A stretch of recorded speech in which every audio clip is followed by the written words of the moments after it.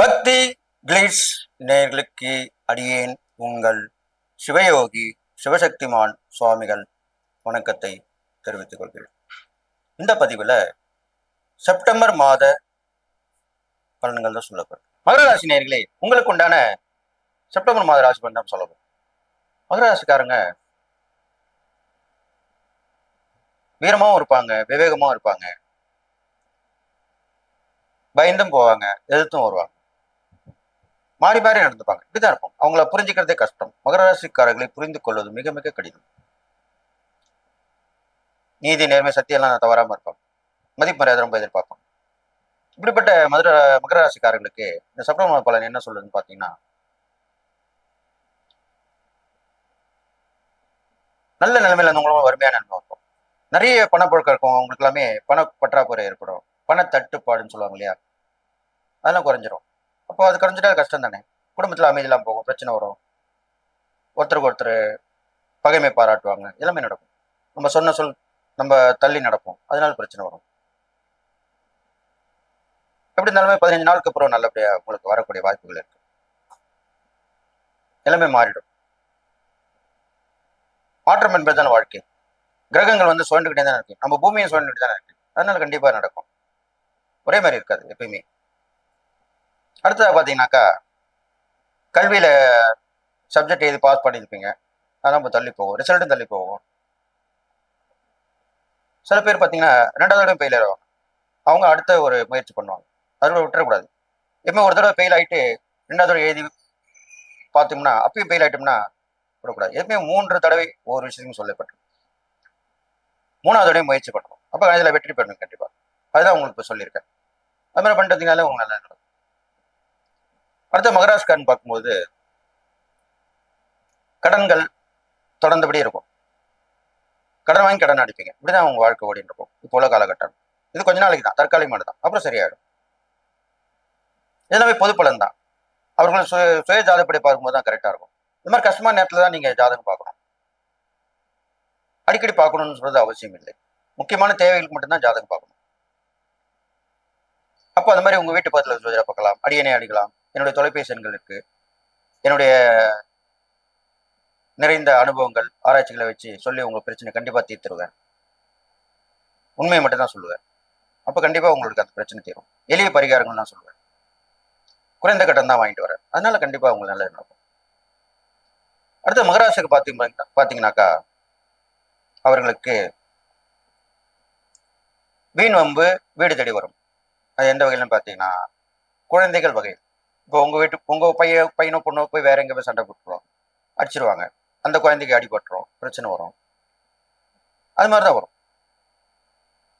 பக்கத்து வீடு, எதிர் வீடு, இந்த மாதிரி வீட்டில் உள்ளவங்களும் பிரச்சனை வரும். அதெல்லாம் கவனமா இருக்கணும், முன்னெச்சரிக்கையாக இருக்கணும். அதுதான் அப்படி சொல்லியிருக்கேன். வெளிநாட்டை தள்ளி போகும். இந்த மாத முடிவில் அதுக்குண்டான பலன் கண்டிப்பா கிடைக்கும். உடல் நலம் சீராகும். ரொம்ப கஷ்டப்பட்டு இருந்துருப்பீங்க. நிறைய பேருக்கு உடல் நலம் சரியில்லாம தான் இருந்திருக்கும் மகர ராசிக்காரங்க. இப்போ அது கொஞ்சம் கொஞ்சமா முன்னேற்றம் ஏற்படும். அதுக்கு தகுந்த மருத்துவம் பார்க்கும்போது கண்டிப்பா முன்னேற்றம். நீங்க செய்யக்கூடிய இறைப்பரிகாரம் பார்க்கும்பொழுது உங்க ராசியாதிபதி சனி பகவான், ஆஞ்சநேயர் வழிபாடு மாலையிலே வைத்துக் கொள்ளலாம். காலையிலே விநாயகர் வழிபாடு வைத்துக் கொள்ளலாம். அதே மாலையிலேயே சனீஸ்வர வழிபாடு வைத்துக் கொள்ளலாம். இதெல்லாம் பண்ணிட்டு வரலாம். அவங்களுக்கு உண்டான நைவேத்தியங்கள் வழிபாட்டு முறைகள் பண்ணி உடல் ஊனமுற்றோர்கள் தானம் பண்ணிட்டு வரணும். அதுதான் முக்கியமான விஷயம். இதெல்லாம் பண்ணிட்டு வந்தீங்கன்னா இருக்கணும். அடுத்ததாக, திடீரென்ற ஒரு உதவி கிடைக்கிறது தட்டி போகும், தள்ளி போயிடும். அப்போ உடனே ஆஞ்சநேயர் வழிபாடு செய்யணும். ஆஞ்சநேயர் வழிபாடு பண்ணால வேலை கிடைக்காத வேலை கிடைக்கும், உதவி இல்லாதவங்க உதவி கிடைக்கும். இரண்டுமே அவர்கிட்ட அவர் வழிபடுறவங்களுக்கு உண்டு. இது ஒரு முக்கியமான சூட்சமான பரிகாரம். ஒரு வேலை கிடைக்கலன்னா ஆஞ்சநேயர் வழிபடலாம், ஒரு உதவி வேணும்னா ஆஞ்சநேயர் வழிபடலாம். ஏன்னா இதுமே ரெண்டுமே நல்லது. ஏன்னா அவர் வந்து ஒரு ஊழியனா தான் ராமபிரானுக்கு இருந்தார், ஒரு சேவகனா இருந்தார். அப்போ கண்டிப்பா வேலை இல்லாதவங்களுக்கு வேலை வாங்கி கொடுப்பாரு, நல்ல வேலையை கொடுப்பாரு. அதே மாதிரி உதவி பண்ணார், அவர் எல்லாருக்குமே உதவி பண்ணார். ராமருக்காக சீதை போய் பார்த்து வந்து சொன்னார், நல்ல விஷயங்கள் சொன்னார். எல்லாருக்குமே உதவி செய்யக்கூடிய குணம் கொண்டவர். அப்போ அவரை வணங்கும் போது உங்களுக்கு எங்க கேட்டு இந்த உதவி கிடைக்கலன்னா அவருடைய முறைப்படி வழிபட்டுக்கிறானால் அந்த உதவி கண்டிப்பா வந்து சேரும். இதுலமே சூட்சமான பரிகாரம் தான். அடுத்ததாக மகராசிக்காரன் பார்க்கும் பொழுது நீண்ட நாள் பிரச்சனை ஒன்று கண்டிப்பா தீரும். ரொம்ப நாளா அந்த இப்ப சொன்ன இல்லையா உதவி கிடைச்சிருப்பீங்க, கிடைக்காது, அது இப்ப கிடைச்சிடும். இந்த செப்டம்பர் மாசத்துல கண்டிப்பா கிடைச்சிடும். ஒரு 15-20 தேதிக்கு அப்புறம் கண்டிப்பா கிடைச்சு சந்தோஷமான மனநிலை இருப்பீங்க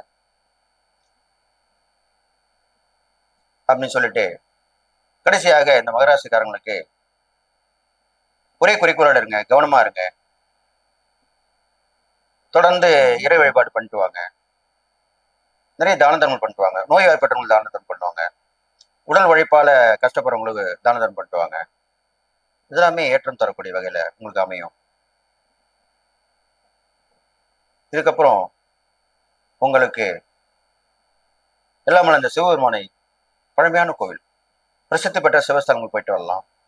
வசதி வாய்ப்புகள் இருந்தால் இல்லை அருகாமையில் சிவன் கோவில் போயிட்டு வரலாம். சிவன் கோவில் சென்று அகண்ட விளக்கிலே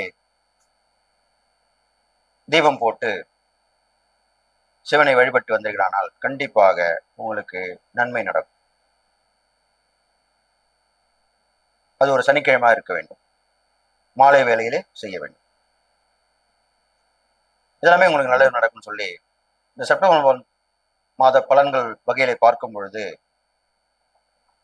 இந்த மாத முடிவிலே உங்களுக்கு எல்லா பிரச்சனைகளும் முடிவு வரும் சொல்லி, இது பொது பலன்தான், அவர்கள் சுயஜாதப்படி பார்க்கலாம், அவர்களுக்கு உண்டான ஜோதிடர்களை போய் பார்க்கலாம், அல்லது அடியனிடம் வந்தால் என்னுடைய தொலைபேசியில் தொடர்பு கொண்டால் கண்டிப்பாக உங்கள் பிரச்சனையை 100% நான் நிறைவேற்றி தருவேன் என்று சொல்லி, நீங்கள் எல்லா நாளும் வாழ்வீர்கள் சொல்லி வாழ்த்து விடைபெறுகிறேன். நன்றி, வணக்கம்.